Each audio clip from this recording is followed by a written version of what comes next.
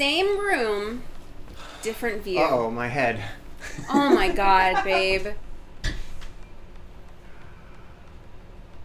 I guess you gotta cover up the... We'll take dog off her.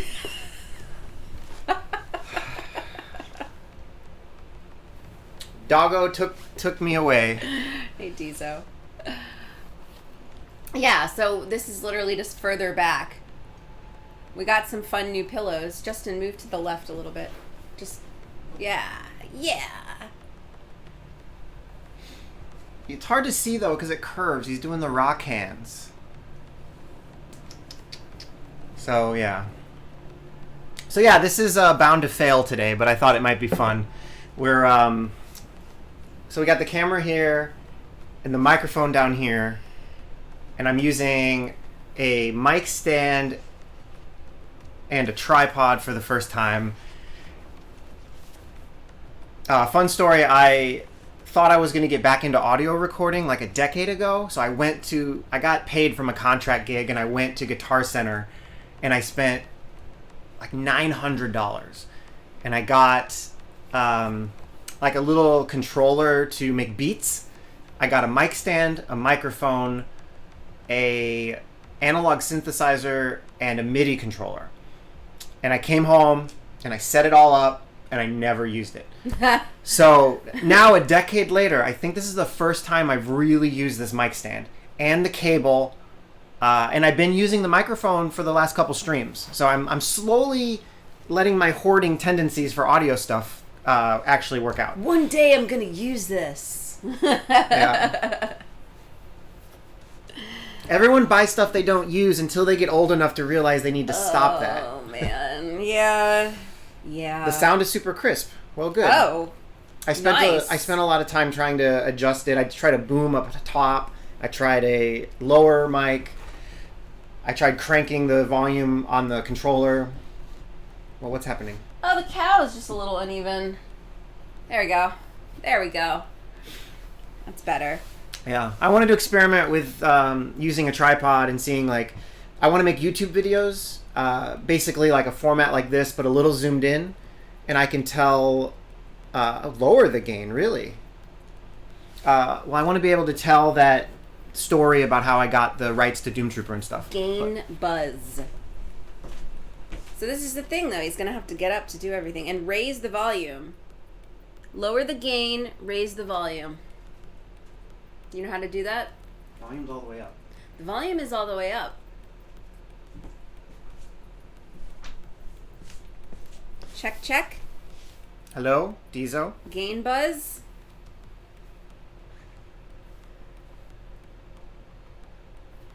Damn. Now we can't make Dizo happy. Yeah, apparently not. Shit. Dizo, you're fucking with me, though, man. You said... We're buzzing a little. You said the sound is super crisp. Then you said we're buzzing. Which one is it? Yeah, so which one is it? Are we crisply buzzing? Does Julie buzz when she talks? I don't want to be a bee.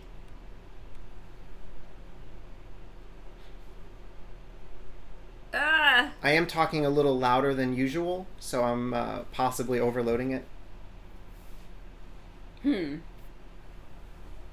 It's possible. Okay. I like how we're both wearing black today with like white print, which is a coincidence, and it's also just great because it looks good against everything that we have going on in the background. Hey, Courtney! Welcome to the new format. Roxygen. For me, it's perfect. May or may not last, but we're playing around with it. The problem is I have all my... Well, at one point I had all my cables on my computer wired really nicely and tied up. And that means, like, to move anything, I have to unhook it. So it's a disaster of wires now. But I need my Stream Deck over here. But it's, like, wired in, so I can't control the scenes or anything. So, like, this is the only option when you download Stream Deck. Like, subscribe now? You don't have some type of subscription to use that product, right? So apparently, we were going to try using the phone version, but apparently they want $3 a month. You have to subscribe. So that's no good. So it is a thing. It is a service. I don't make to enough use Stream Deck on your phone. I don't make enough money on Twitch to subscribe to Stream Deck. Yeah. Well, that's a bummer. You figure I thought since we already owned their product that would translate in some way. But no. No, it is a different service altogether. I will be deleting that off of my phone when this is all done. Oh, man. Fun news. We went and had coffee yesterday on Fairfax. Oh, with Blood Rain. Balfour. Yeah, he always drops in and gives somebody a free subscription, so Mm-hmm. props to that guy. Yes. We met up with him and his girlfriend, Bianca. And, so we were on Fairfax, which is like, the Fairfax district in Los Angeles is like this really cool area. It's where Gen Z hangs out. And we saw Tyler, the Creator. He was getting coffee with his crew, including security guard. And the rapper Taco. Taco ordered tacos. It's true. Yeah. I don't think that is as funny as you think it is, I but think I appreciate it's it. fucking hilarious. Okay, he goes by the name Taco, and he ordered tacos. I saw it happen. Anyways, his store, Tyler the Creator store, is down the street on Fairfax, Gulf Wing. Anyway, so it was cool. It's the second time I've seen him in the wild of Los Angeles. And no, I mean, I think I made eye contact like a couple too many times, but we played it cool. We don't say hi to them, to celebrities. Okay, like their egos are already big enough. Flana, welcome to my hot tub stream. Yeah. We need a hot tub. Yeah. Well, fun fact, if you guys aren't aware, I've been learning all about this, but there's been a hot tub meta on Twitch where it's just normally girls in bikinis in hot tubs, and they get thousands and thousands of subscribers and thousands of dollars every day. And I think most people expected Twitch to eventually step in and be like, "No, this is pornographic. Like, we're gonna cut it." But being that Twitch is owned by Amazon and all, boobies. but instead Twitch leaned into it and made a hot tub category. So, fun fact: you can now find Flana knows the name of it. It's beaches, pools, and hot tubs category, where it's just dedicated to people at beaches, pools, and hot tubs live streaming. And I'm kind of impressed that Amazon and Twitch decided to lean into lean into the boobies. But fun fact again, most of the people, I mean, I would say girls, but there are a couple guys. They're not actually in hot tubs. They just buy little inflatable pools, and I think put them like in their streaming room. Yeah, it's funny that you said that, because when you first started the topic, I was thinking about one of the girls, and I was like, she was inside, but in a water thing that wasn't her bathtub, and I was like thinking about like how one would safely do that safely by not destroying your floors and everything with the water. I'm like, how would you pull that off? Yeah. So, yeah, I think we might buy a pool and get rid of this couch, and we'll just put the pool here, and then Julie and I will hang out in the pool on the hot tub category. And I see. This has been your master plan this whole time. More or less. Good luck with that. I had a tank top on and I changed, okay? That's how prude I am, so.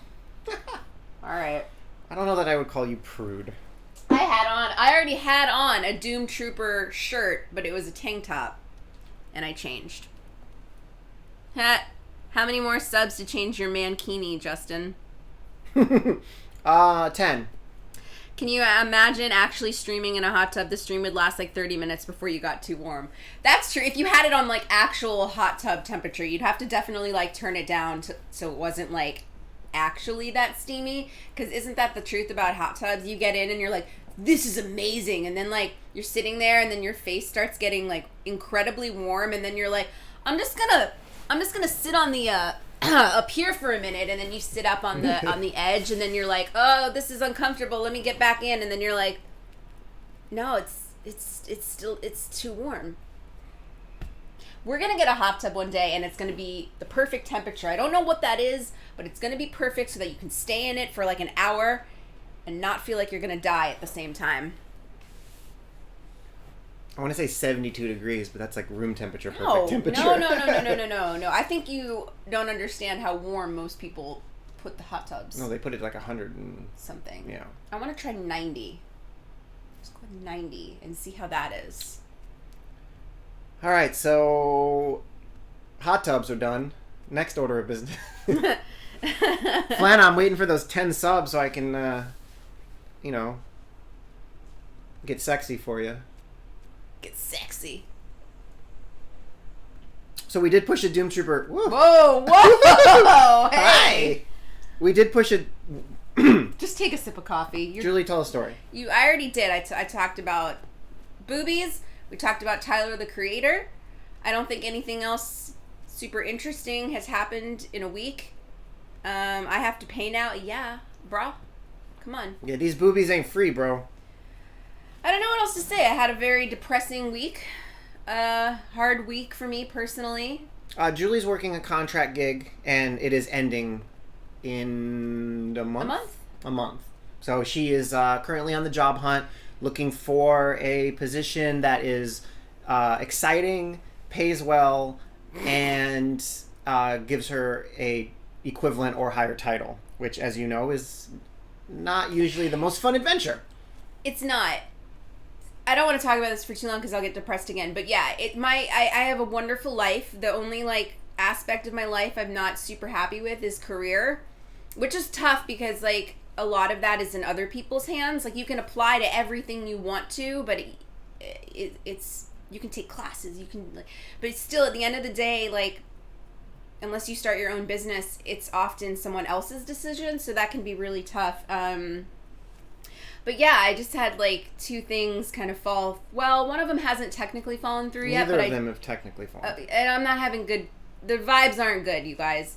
So that was my personal life. To be fair, though, Julie is the type of person that if she doesn't get offered the job on the spot immediately, she just assumes the vibes aren't good. Okay, but to be fair. Not much has gone my way career-wise. It's been quite tumultuous, and God, I've also fucked it up along the way as well. So, I believe very much in the self-fulfilling prophecy theory, where if you think bad things are going to happen, that they're more likely to happen. Or at the very least, if you think they're going to happen, then you're surprised if they're good, which kind of trains you to be surprised whenever anything good happens. But if you always think that you're awesome and that great things are going to happen to you, you're either a sociopath or you just expect good things to happen and it leads to a more positive attitude. Oh my God, but good things have just not. When it comes to job stuff, Ouch. When it comes to job stuff, it just hasn't. It just, way more often than not, it's been negative. But anyways, that was the rest of my personal stories and life for this week. Yeah. All right. So, every night, Justin works on, I kind of survived the pandemic job-wise. I actually didn't. He did. He was fine. He got through this unscathed. I lost my job. My industry crashed. I was in concerts, so... No, I did not come out unscathed. But anyways, moving on. This one works every night tirelessly on Doomtrooper. He spends his whole day working on his day job. We make dinner. We eat dinner. He goes back to work on Doomtrooper and has managed to... you did a bunch of cards this week. How many did you put into the game this week? 5, I think. 5. I know you put it on Discord last night and on the game updates channel. A bunch of the ones that you did. Oh, hello. Discord's on my main. Julie's going to read it to you. So, all right. The new cards that Justin added this week is Invoke Pain, Aim, Battle Madness, Martial Training, and Explosion. And apparently, you did not announce last week Self-Sacrifice, Evasion Training, and Mortis Sword. Oh my goodness. So, now is when I think things might get awkward, because if you want to show these cards, now you have to get off of the couch and go to the computer to show the game. And now I'm left here alone awkwardly on the couch. Okay, good. Now I'm not on camera anymore. Okay, great. So we can see the screen. Okay, so name the cards. So invoke pain. Let's see what you did. Okay. You're not going to talk about... You're messing with me. He just stared at me. He turned around, you guys, and just stared at me like I'm going to... Well, you have the microphone. Great. Like, I know what to say about this card. Well, I don't know if people... Let's see. I think people can hear me at this angle. Oy, oy. What do you think? Can we get confirmation that my voice is legible? Legible. Great.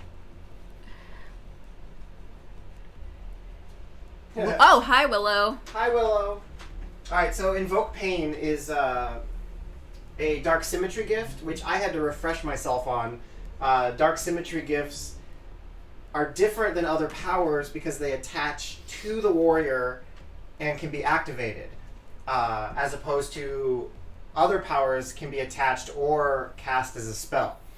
So, oh, wait. Too Mad says mostly legible. Mostly legible. Solifin says Invoke Pain needs to be cheaper. I mean, holy cow, it is 10. 10 Destiny? Are you streaming from the bathroom? No. That would be gross and inappropriate. Well, I guess I can just come over here. I guess it's gonna be a lot of walking through. Yeah, you can't see me, but I'm just wandering around. Yes, Invoke Pain does need to be cheaper. I agree. As I said last stream and the stream before that, I'm kind of adding the cards as Brian intended. So this is the original design of this card. So this is straight off the spreadsheet that Brian gave me. Wow. And it should be probably needs to be changed. What do we think is a fair amount of Destiny for that? One chosen warrior may not attack until the beginning of your next turn. By the way, I turned the camera on. Oh, look at me awkwardly sitting here. Oh my god. Yeah, I'm not streaming from the bathroom though, but yeah, I think it's a directional mic, so when I'm behind it, it just sounds really weird. And it's echoing off all the walls. But, damn it, I fucked it up. You didn't fuck it up. We're all, I mean, the card's on Oh, you did. Okay, I see. So I'm working on a better solution of how I can control that computer from over here. Yeah. It's you know, bear with the awkwardness a little bit. But yeah, 10 Destiny is insanely high. Yeah. Who has 10 Destiny? Just spend on a card. I thought about dropping it to 5. I don't know how people think about that, which is still rather expensive, especially with cards like Positive Karma giving such a low amount. But the idea of preventing your opponent from attacking...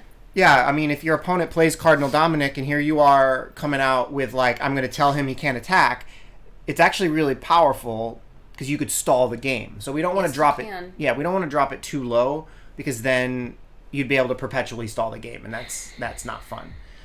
Right, so stalling the game...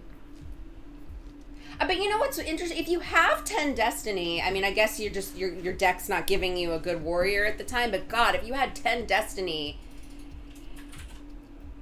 you would have the ability to play some amazing cards, warrior-wise. But yeah, all right. Well, I don't know, 7. Also, if anybody wants to come over every week at 10:30 in the morning and be our producer, you can just stand over here and you can control the cards while we talk.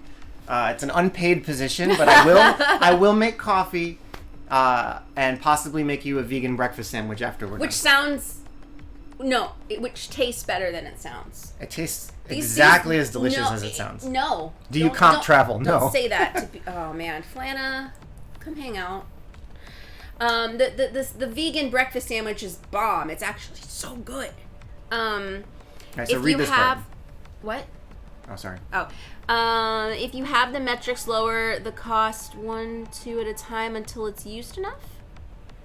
How many warriors are immune to dark symmetry in the game now? So how many warriors would this not even work on? Is that the question? Yeah, I'm not sure the number on how many. There are quite a few. There kind of always were, but that's something that plays into the balance. What is happening with you today? The balance algorithm. Like if a warrior has dark symmetry immunity and that ends up being really, really useful, then we need to crank his power up. And metrics wise, too mad. I mean, I do have the metrics, but we don't have enough volume of playing So all we need is all of our active players to prefer Brotherhood, and we would never get good metrics for this card because they wouldn't be playing Dark Legion. Not enough meat. Touche. Right, However, the fake bacon that we use is so good. It's so good. I just won't tell you it's bacon. I'll just say here. Read aim. It's a sandwich. Does aim last until end of combat? Please read it. Or 3 times. Please read the card. You're staring at it. Read. Until the end of combat this turn. All right, I'll do it. Play during your turn. 1 action. Warrior gains +3 to its fight and shoot until end of combat this turn. Why is it? I don't know what you wanted from me. I'm like begging her to read the card because it's on her screen. Honestly, I think she did. Do you see what's happening with this new format? Do you see what you're doing to us? It's tearing us apart. Julie has too much meat in her diet, apparently. All right, so the question was, does aim last till end of combat or end of turn? Both. Thank you, Justin. Yeah, so end of combat buffs end at the end of combat. However, if you end your turn without doing a combat, they also end. So that you can't buff yourself up for a combat on turn 1, and then second turn buff yourself up again, and then third turn buff yourself up again, and then fourth turn just bring the hammer down. So basically, it plays off the classic rules of Doomtrooper where you're supposed to do 2 actions and then attack. That's kind of how Doomtrooper is designed. Is it? Just kidding. Of course it is. It is. I'm just joking. So if you do your 2 actions to charge up aim and then attack, great. But if you do your 2 actions and then don't attack, well, it doesn't work. Same as if you attack and somebody uses get me out of here, like that was your attack and you lost the buff. Go ahead and let's change cards. Do you have a good... bro, you're the one that did the cards this week. I don't know. Invoke Pain. Did we do that one yet? Battle Madness? Do Battle Madness. Do you have a good vegan red curry stew? We personally don't in the household. However, there is a ton of Indian, of Thai restaurants in Southern California and a ton of vegan restaurants in Southern California. So that dance was for Flana. I'm sure somewhere very close by there is a good vegan red curry soup. Honestly. All right, so Battle Madness. Can you please read the card, Julie? Yes, Justin, I will read the card. I'm going to move it to me, though, because it's tiny. Play on your combatant until the end of combat. For every 1 point you lower the warrior's base armor, minimum 0, its base fight increases by 2. This card was kind of a nightmare to code. Well, it's actually really easy to code. It was a nightmare to QA and make it work right in the UI. It's subtle, but for anybody who's like programming, it's you have to select your combatant first, and then the code had to set the minimum and maximum ability of the slider after it's selected your combatant, and all of the other sliders, they set the minimum and maximum when it first loads, because when it first loads, it knows how much destiny you have, and it knows that you can't spend more than the amount of destiny you have. But in the case of this, when the UI loads, it doesn't know which combatant you're using, or in the future, if there are other cards, it wouldn't know who you were targeting. So I had to fix it so that it would allow you to choose your combatant, and then it would know like the maximum slider. It took me like an extra hour, which was dumb. But now it'll work for future cards, which will be nice. Solifin says it's probably the best card of the update. Yeah, it's not bad. I actually really like aim. I don't know if it's as powerful, but there is a lot of power in aim. Just being able to charge up your attack, but it's arguably on par, close to on par with the Archer sniper rifle. So there's probably some more balance that we can do there. Would be interesting though. I don't think we'll do this, but it'd be interesting though if you Archer sniper rifle and aim were linked. So if you had the sniper rifle and you aimed, for each action you spent, it activated both of them. That'd be an interesting avenue, maybe post-launch, to consider. Some sort of new keyword that allows charge up cards to be linked. So then you could buff up your guy and then use 2 actions to charge him, and he would just be a monster till the end of combat. Fun fact about Orlando, it has a Vietnamese area, a district for shopping and restaurants. So I don't know about getting red curry, but huge Vietnamese population. And Florida's meh with the vegan stuff. More dancing. Is Flana even still here to see your dancing? Probably not. No. Wait, it says he's still here. All right, martial training. He's still here. I will read this card now. Oh, you're cooking. All right, condition restricted. This is an attachment. For every 2 destiny this warrior spends during combat, its fight is increased by +1 until the end of combat. So this one feels a little weak to me, and it feels a little odd that it's restricted, but I guess he probably did that so that you couldn't have 2 of these on the same warrior and then activate him and get double the buffs or something. Yeah, I'm not really sure. It doesn't seem powerful enough to be restricted. It just seems like it could have added, you may only have 1 martial training at a time, or something along those lines. So wait, when it says condition restricted, that's what it means? Like, well, condition is an attachment you give your warrior that buffs him. And then restricted means you can only have 1 in your deck. Got it. Okay. So yeah, I don't... With the way that the Destiny economy goes, I don't see 2 Destiny being worth 1 fight. I kind of see 2 Destiny being worth 2, maybe even 3 fight, especially when the other cards might give plus something to fight and shoot. I feel like martial training, 2 for 2 maybe, or 1 for 2 even. Yeah, 2 for 2. I mean, 1 for 2 might make this a really powerful card. 2 for 2 might make it a decent card. Side note, you'll see the trend last week and this week, and next week's card updates will, I think, be the tail end of this. But I put the ability in for during combat sliders. So all of these cards that are going in are coming off of that system and improving that system. And then the following update, I'm not sure what it'll be yet. I'm still working through these, but there will generally, for every Friday update, there'll be a trend of types of cards going in. There won't be a ton of variety because I will be fixing a blocker in the code that has prevented a card from going in, or a list of cards, and then I'll be adding all those cards very quickly, which will help us get through big chunks, basically. I don't have to switch gears as much. Yeah, we should discuss it on GitHub. I agree, Solofin. And if you're not aware, we have a GitHub discussion board now where we are balancing cards. It's a little easier. I mean, we still talk about it on Discord, but until Discord adds threading, which they said is coming this year, we need a way where someone can say, like, this thread is about evasion training or martial training, and then people can comment in that thread, and then we decide as a group, like, okay, we like this solution. Whereas if there's 6 cards being discussed and it's just chat, they get lost. Yeah, I mean, they have replies on Discord, but yeah. Yeah, but there's no way to see the thread. There's no real thread, yeah. But they did say they're adding it.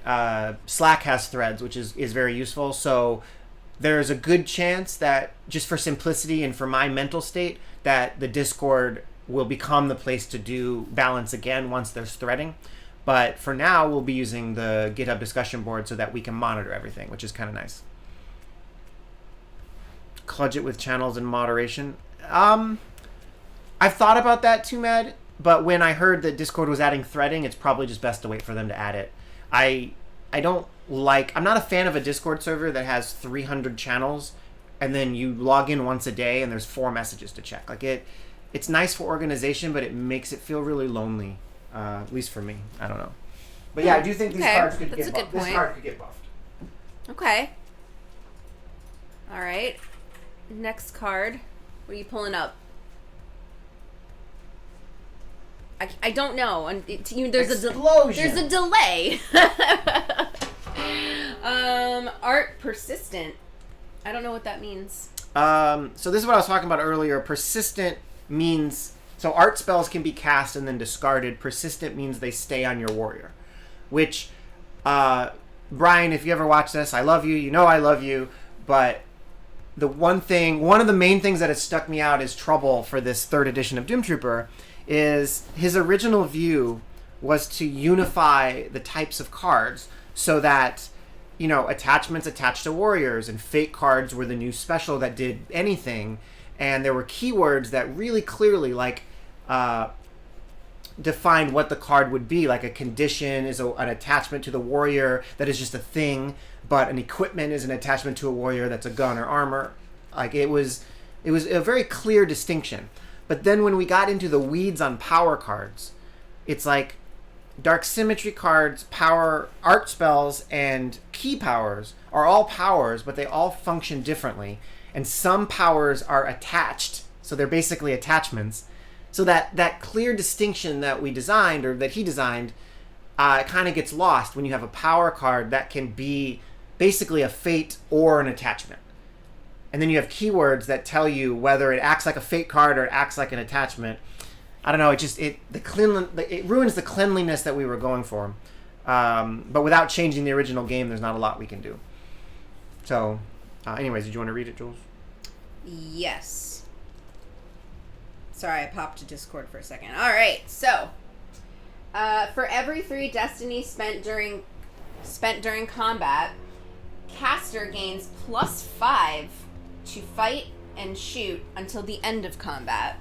Yeah, 2 Mad said 3 gets you 5 is good. Yeah, so 3 destiny gets you 5 to each. That's pretty good. This card stuck out to me when I was developing it because I'm writing tests for all these cards and I'm seeing like, oh, spend 1 get 2 or spend 2 get 1, and this one is spend 3 get 5. I was like, okay. Somebody said that one of the other cards was the best from the update, but like I really feel like this might be the best card in the update. However, it's only the best card if you're playing a Brotherhood deck, which is a bummer. Fun fact, though, the base set will allow non-Brotherhood warriors to cast art spells. It's minimal, and it's super confusing UX, but it's just something that I have to tackle. But the way it will work is if you have a card in your deck that is either Brotherhood and or has the Blessed keyword, the deck builder will allow you to add power cards to your deck. And if you remove the Blessed Warrior from your deck, it will mark the deck as invalid for the reason being you don't have a Blessed Warrior in this deck. So it's going to be super niche, but it might lead to an interesting strategy. Like Blessed Armor is a cartel card that you can give to any warrior. There might be a general card, I'm not sure. You can give it to any warrior, and it makes him blessed. So he will be able to cast art spells. So in theory, you could have, I don't know, Edward S. Murdoch, give him blessed armor, and then he could cast Explosion, which would make him pretty beastly. But you would need 3 cards to draw in your deck, so it's not going to be a strategy that a lot of people use, I don't think, but I'm interested to see if it's something that people will figure out how to use with the meta. Rarity is low for this power. Yeah, that's something I talk about all the time too, Mad. Rarity should not be linked to power. Like, because if you do that, what you're saying is the guy who spends the most money has the best deck 100% of the time. Or the guy who has the best luck has the best deck. So what I would like to long-term get to is rarity is tied to uniqueness. So Explosion might be a common card and really powerful, but then a equivalent art spell that was ultra rare would do some like crazy effect that is super unique and no other cards can do. Like, I don't even know, swapping your warrior with another warrior, or creating token cards that, like Crenshaw can create mortificators on his own, like something like really cool in the vein of Yojimbo is a good example where he has a unique ability to buff Hatamotos at the end of turn, or I don't know, maybe Nimrod autocannon when that goes in. Even Johanna Puker is a unique ability. But the Puker is a bad example because it's actually really powerful and unique, and that's a double-edged sword, and we want to be careful. Isn't it a gun? It's a flamethrower. What did I miss? You said it was a double-edged sword. Oh, it's a double-edged gun. Explosion was one of the best damage buff cards in OG Doomtrooper, so figure it's good in Digital too. Explosion is a very powerful art spell in the RPG. Yeah, it makes sense. Yeah. That's it? Yeah. Yeah, that's all I got. That's it.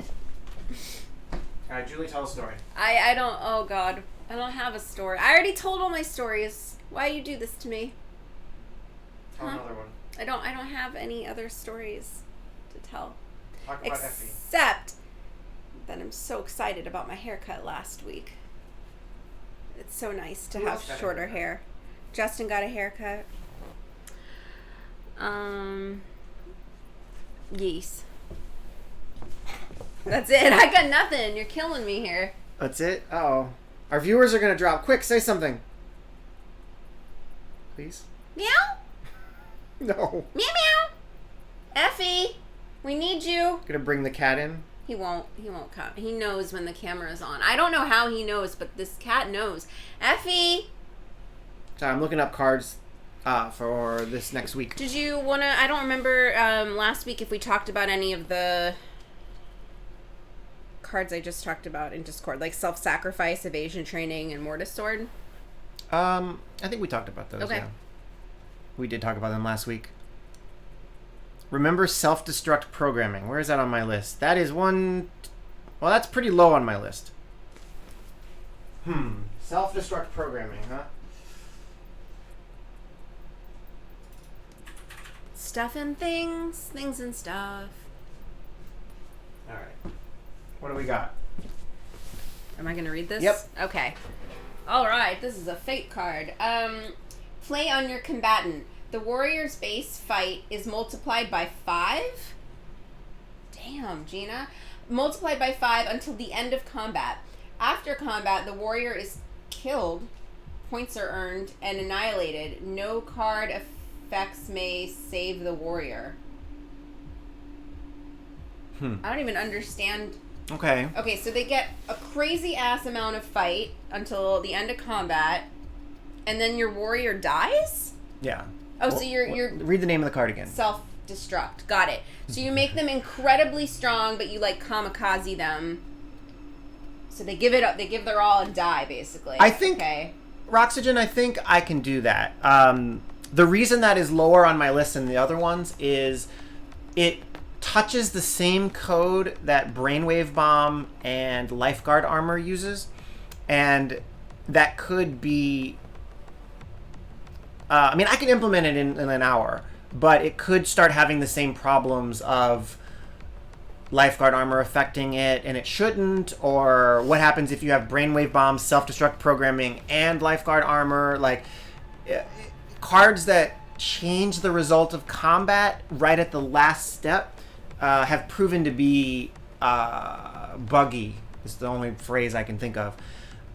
The reason being is that the code does all the calculations and then it just thinks that it's done. So when we started adding cards that changed that result of the calculation, it got a little weird, but it's something that I need to tackle anyway.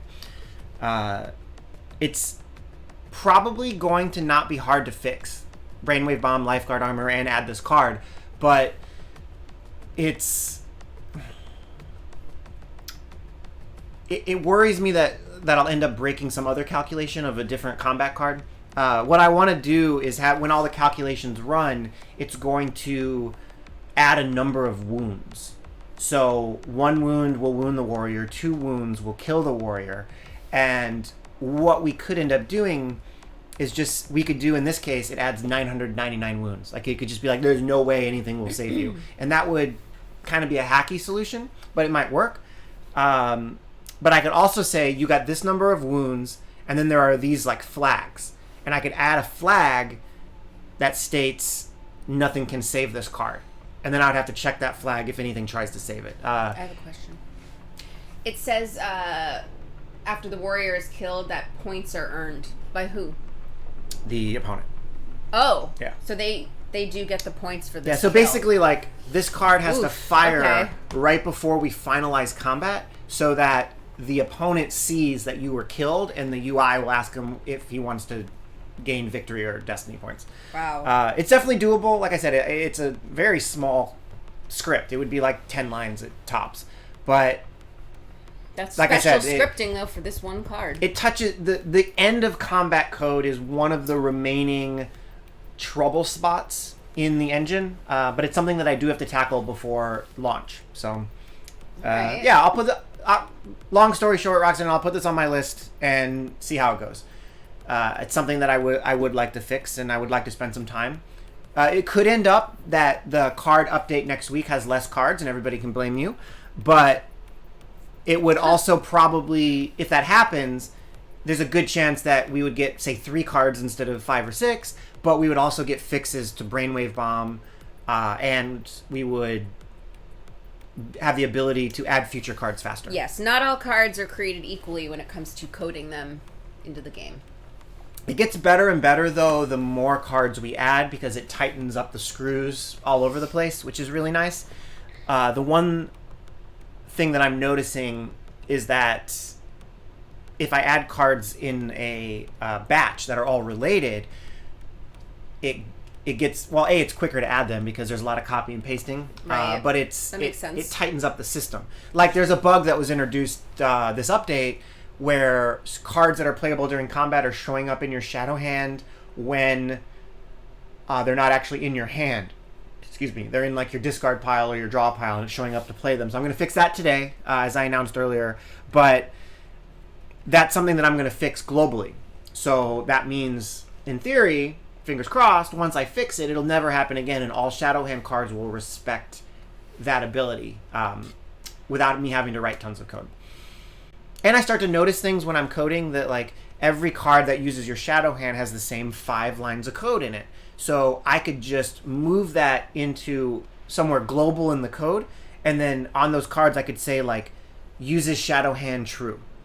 And that's it. And then your shadow hand would automatically work without having those 5 lines of code block. So little things like that makes the engine more of an engine, and it prevents a lot of bugs, which is nice. So... All right. Now what? I'm just going to go back here. Oh, okay.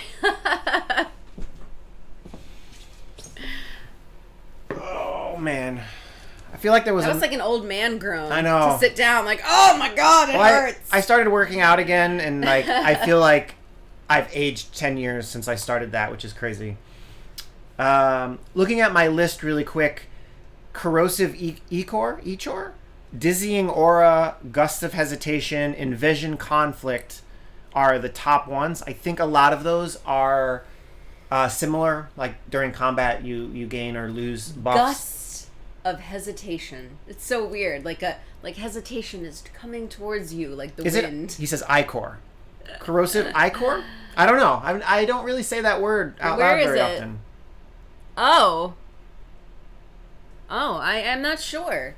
I'm. You know what? That suggestion seems like the best one for the way that's spelled. We also have Falcon of Pilgrims, which I've been delaying for some reason. I think just because the card is weird. Oh no! Oh, Courtney's the teacher. Ichor. Ichor. Corrosive Ichor? Okay. Courtney is a teacher. Ichor. Then we have Boot Camp, which is a new card that isn't currently Ichor. even listed in the game, but it's been requested. So I'm looking to add that card in. Field Repair Kit, Minefield, Domination, and that's as far as I can scroll, apparently. Yeah.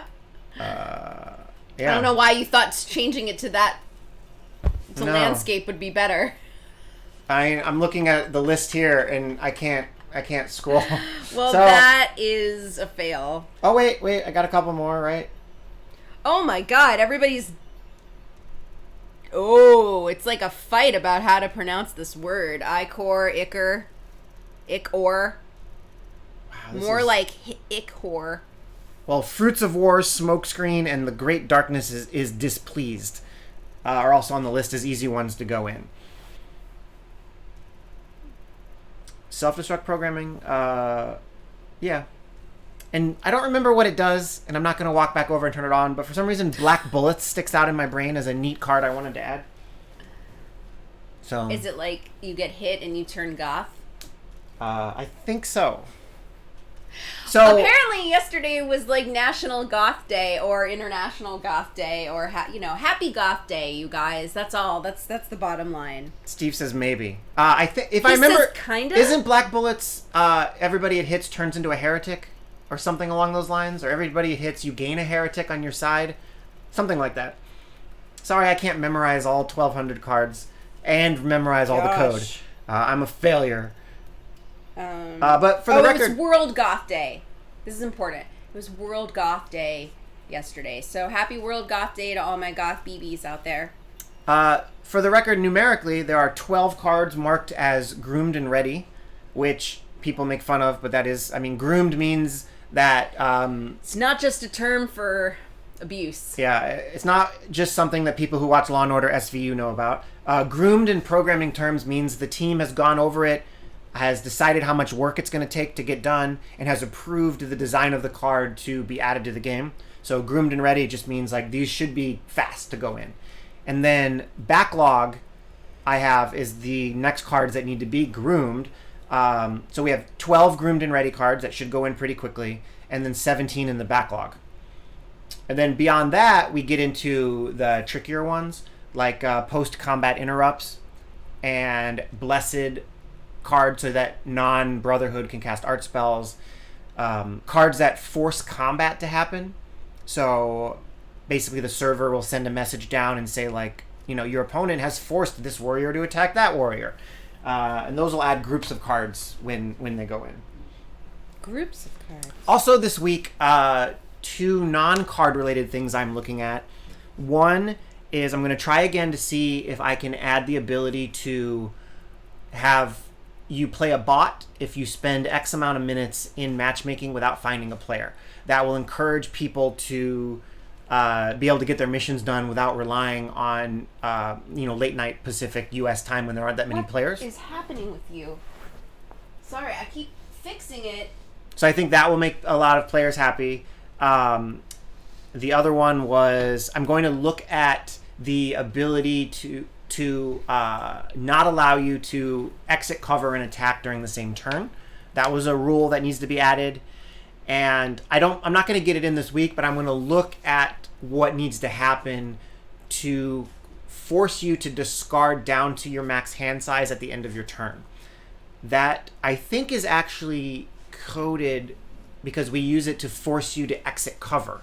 So I think that same code can be used to force you to discard with relative ease, but I want to look at that and try to make a plan. They are still talking about the pronunciation of this word. Hey, that's fine. As long as you guys are having fun. Nerds. Also, I spent an insane amount of hours in stress solving a problem this week, but I managed to get through it. Woo! So now every bug that is auto-reported from the client, first off, if you get a bug in the UI, it will render a new error screen, and it'll ask you what you were doing. And if you fill that out and you submit it, it gets attached to the issue. Yeah. Whether or not you fill that out, every issue that I get gives me your player ID and your username, so I know who did it. So that will help me a lot, because if I have questions, I can reach out to that player. And more importantly, every error that I get from the client as of the 0.61 update that just went out has the actual source code line highlighted. Pretty cool. Of what line caused that bug. So if I get something like undefined is not a function, or can't reference variable stats of null, it can be really tricky to track down, okay, what did they do that caused this?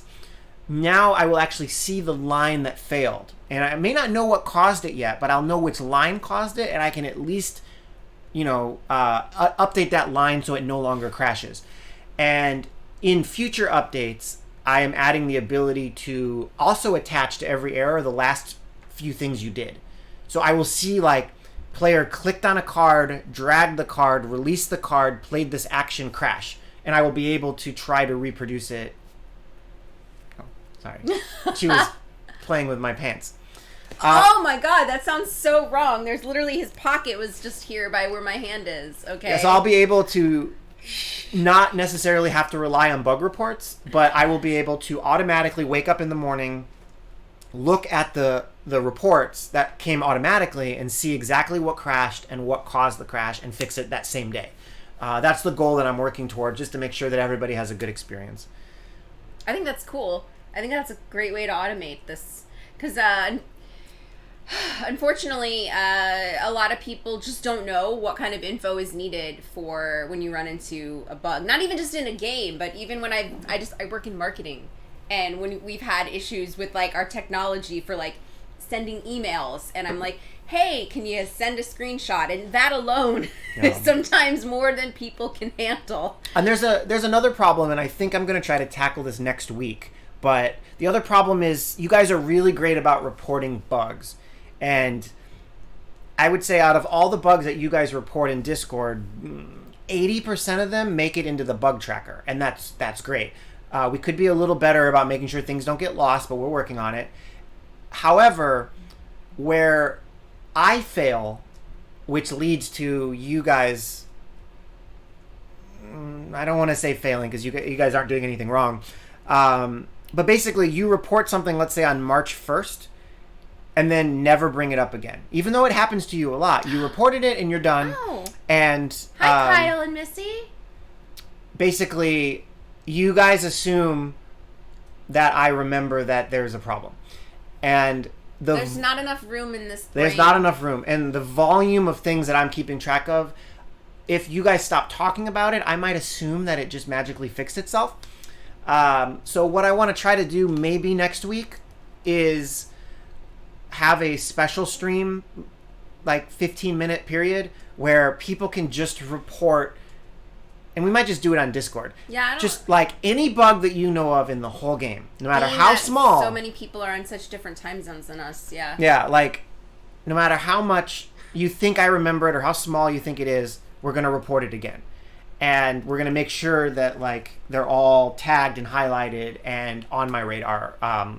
Maybe make a checklist of them. I want to figure out a way to do that because I know things fall through the crack, and I do think that this automated error will help. Because if a bug happens, it'll report to the error automatically, right? But if it happens again and again and again, it counts how many times it happens and pushes it to the top of the list. That's so cool. That should help a lot as well. But that's what I'm trying to tackle is I keep finding little issues that I know have been reported, but I've just forgotten because they didn't come up again, and I just forgot. There's probably a bigger issue happening at the same time. Yeah. Bottom line is, if you have any bugs that you are experiencing game and you think I know about them, assume I don't and report them again, and just keep reporting them until I fix them. I won't stop you. Just say hi to your friends. I don't have any friends. I'm horrible. No. Hi Kyle. Hi Missy. It's nice to see you guys. Hopefully in person one of these days. Oh, speaking of friends, Courtney, Justin said that good things have come your way career-wise, so congratulations on that. That was accurate, right? Yeah. Okay. Oh, let's take a brief... Oh, man. He's actually his eyes. He's been alive. in this position the whole stream, so good for him. Even though he wasn't on camera, he knows that while we're streaming, he needs to be there for you guys.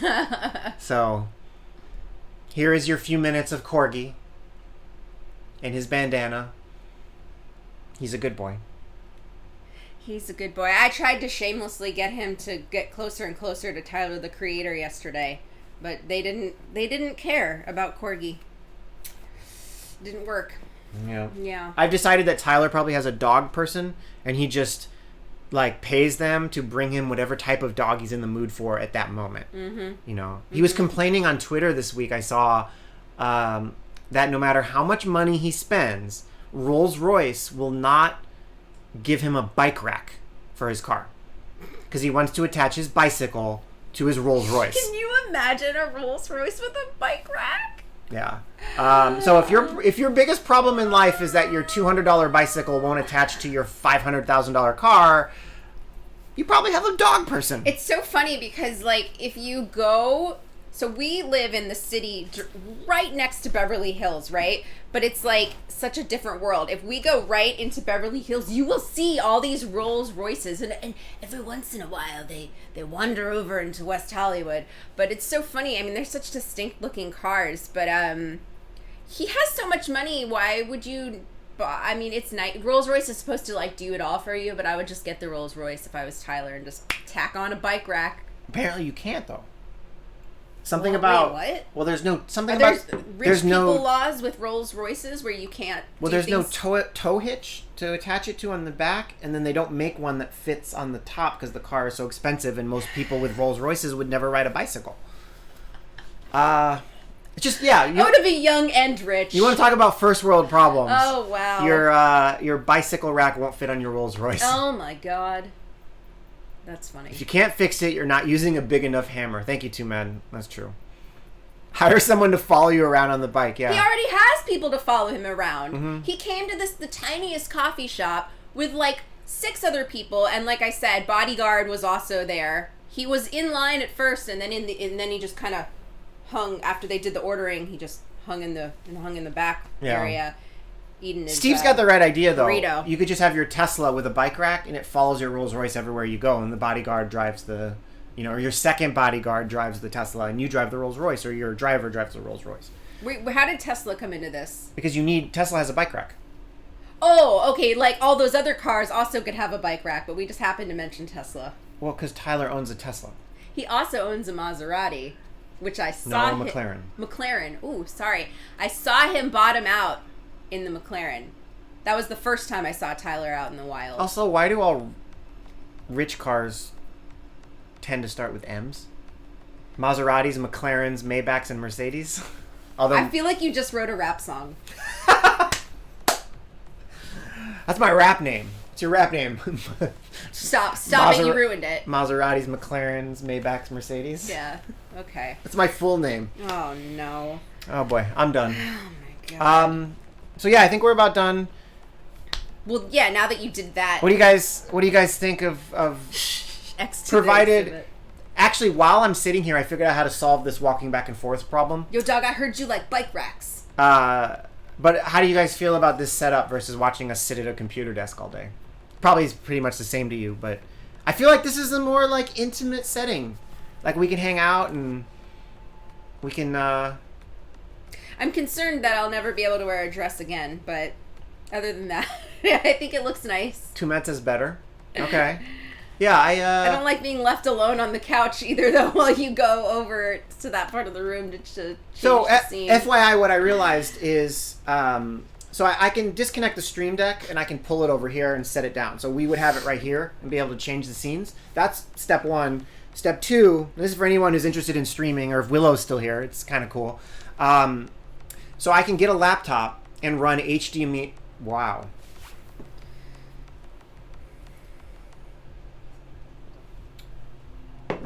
Okay, I can get a laptop and I can run HDMI out from the laptop to my capture card, which is directly in front of me right now behind the camera.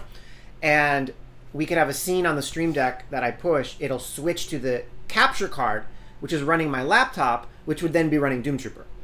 So I would be able to talk to you guys like this and then just go boop and have my laptop here, and you would see Doomtrooper in the new scene that I created running through the capture card. So we'd have it right here, be able to read it, be able to work on it, and then switch back, we'd be back at this view. I think it works. I might need to rearrange or get a new lighting system. It's a little dim. We're trying to use the natural light. But you didn't even put the key light on today. Yeah, but it's way over there. But having a light up here that comes down on us might work better. That'll put shadows. You can turn the key light on. Let's see what happens. If it reaches all the way over here. It's a pretty bright light. Okay. Did it get any better? I think so. Yeah, I think we're a little brighter. We got glare here now. Better wall hook for the cow. Yeah, we're not going to hang the cow up, though. That's the thing. Yeah, he's just resting on a blanket. We'll probably work on propping it up, but I mean, I'm not going to hang it up on the wall. Because there's already all of this stuff on the wall, so this would look ridiculous. And the cow is from IKEA. But for the stream, go down more. Down. It was out of frame. All the other, yeah, there we go. But for this view, it looks great. Yeah. But yeah, in reality, it cannot be actually attached to the wall. I have been thinking, I'm renting a garage for Secret Cow level storage, and I've been thinking about a fun project would be to set up like a little couch setup there with the camera where I could film like YouTube videos. And the idea would be get an old tweed couch and when you say that, you think like orangey yellow. Yeah, brown, like brown, right? like a brownish You're thinking color. Of those like 70s and color couches. Wood paneling. And then I would tape up like a Doomtrooper poster and like a Nirvana poster and basically make like a little set. He wants to be Wayne's World. That's what it sounds like you're trying to set up, basically. Because the branding for Secret Cow level is like our intro in the game is VHS staticky and stuff. Like it's very VHS tracking, nostalgic and 90s influence. So I thought it might be cool to shoot videos in like a 90s garage. So one time in college I had one of those couches, but it wasn't like by choice. It was just basically because we were poor and we literally went to Goodwill. Yeah, and that was the couch that we could afford. I'm gonna start looking as the pandemic lifts, and if I happen to find the couch sitting at a Goodwill or something, I'll probably do that. And I don't think we'll do the streams there because we wouldn't have all the computer set up. But the idea would be that I could shoot like video content there, like the stories of Doomtrooper and podcasty style stuff that I kind of want to work on. So it might be fun. Hot take: we buy some like type of thing that just looks like fake wood paneling and just put it behind here and put an old pillows and old blanket and transform this space that we already have into what you're imagining. I don't want to set stuff up like that. Like it takes so long. It takes way too long. Or what Steve just suggested. Put up your green screen behind the couch and put a wood panel on it. Yeah. It's the same problem. We just have to spend time and money and space instead of all of these other innovative ideas. So ooh, he's going to be mad at me for that one, you guys. I'm going to get in so much trouble. I can see it in his face. Well, she said earlier that I work all day, then I stop and I work to cook dinner, and then I come back and I work on Doomtrooper. While I'm doing all of this stuff, she's often scrolling Facebook, watching Netflix, and watching trash television. And her solution to my good life. And her solution to my problem is to, on Sundays, get up earlier, move the couch, mount the green screen, set up the camera, set up the microphone, set up all the computers, move the stream deck, and then get your coffee ready, wake you up so you can just stroll and sit down and talk to the people. That's not fair. The coffee makes itself. Don't say that. I'm just saying, like, you guys' solutions are good, but it's the same problem with a lot of the Doomtrooper development. Is like, here's a solution to your problem. It puts more work on Justin, who's already working 23 and a half hours a day.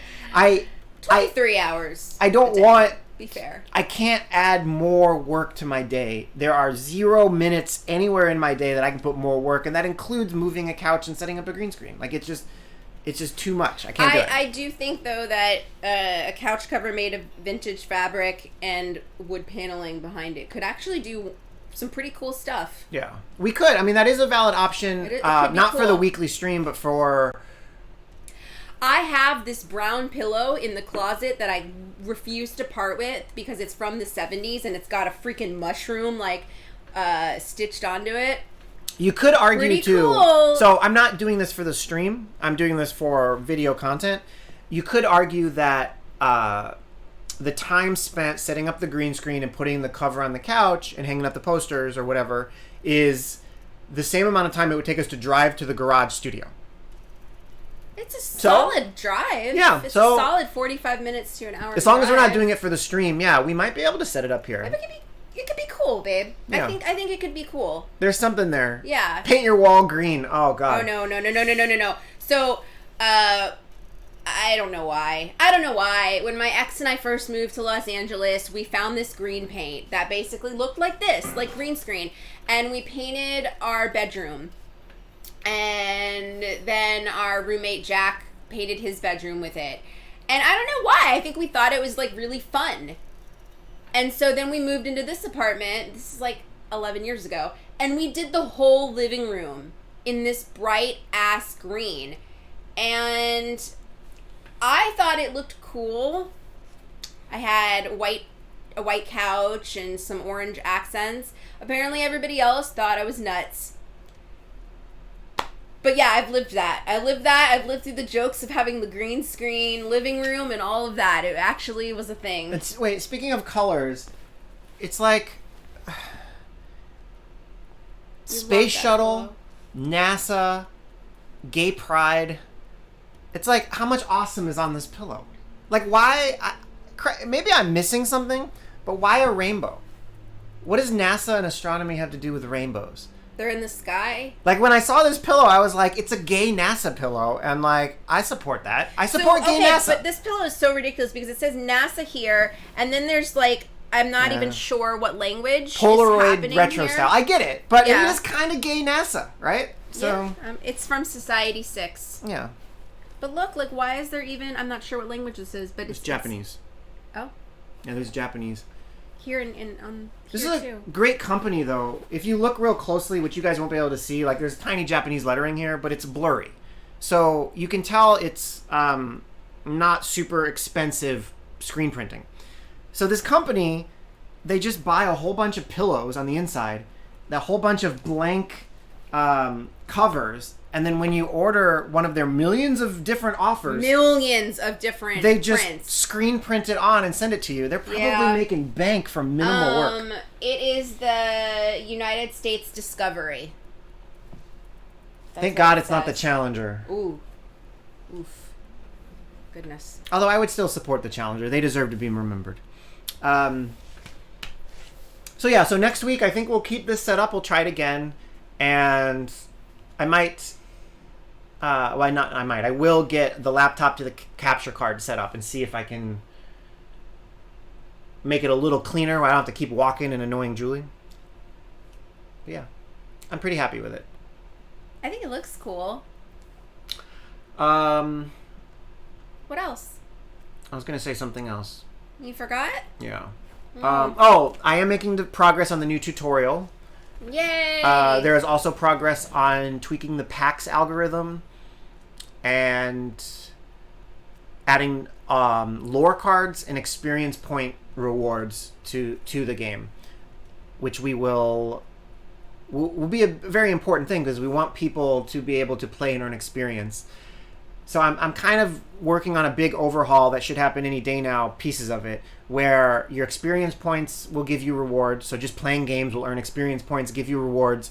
Also, faction will level up and you'll earn rewards. And new missions that give you more of a reason to play. That's fun. I was playing with an idea yesterday where if new cards go live on Friday, then there'll be a Saturday mission that if you complete the Saturday mission, you get like one of each of the new cards or something along those lines where you don't have to worry about crafting. You can just log in, play a couple games. But yeah, I'm going to try to trick you guys to play more games. Not trick, bribe. I'm going to try to bribe you to play more games. That's a big focus of... Since there are rewards, it's a bribe. Yeah. So, watch for that. The weekly quests are getting redone as well. Been working on that. So many things happening. It's overwhelming. No wonder your brain is so tired all the time. I can only do so much, and it's overwhelming.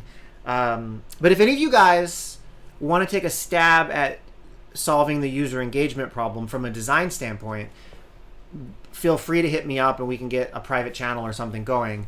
But the idea is people log in to play the weekly quest, which is pretty easy, and then maybe stop playing for the week. Or they figure out a way to play or game the system to get to rank 1, and then they stop playing. So we need... How do we get people to play more games every day through quests and rewards? And what is the cadence of that? I have a lot of notes, a lot of ideas. I haven't quite solved it yet, but I'm more than willing to hear any inputs on it on Discord, so hit me up. And, yeah, I think that's about it. What's the thingy? Is it social or Twitter? Social? Oh, that didn't do anything. Yep. Okay. Is the bot broken? No. No, he's here. That's weird. I swear we had commands. Huh. Weird. We did. We definitely had at one point, Oh, the bot has been angry. commands for this shit. Oh yeah, Julie's trying to get to 1,000 followers. I don't know, man. I'm just trying to get anything. I hate advertising on Twitter. Right. Well, Yeah. I think we're done. Gonna go cook some food. Gonna go. Julie lost the chat. I can't see if he knows anything. Nope. Okay. Nope, we're good. Yeah, we're gonna cook some food and we're gonna leave the house and go for a walk or a hike or some hybrid of that to try to get some fresh I air. want to get out. And then I will come back and be fixing those couple weird bugs that were reported. So cool. Thank you guys for hanging out, and we'll see you next week. Oh, okay. Thank you, everybody. Say bye. Bye.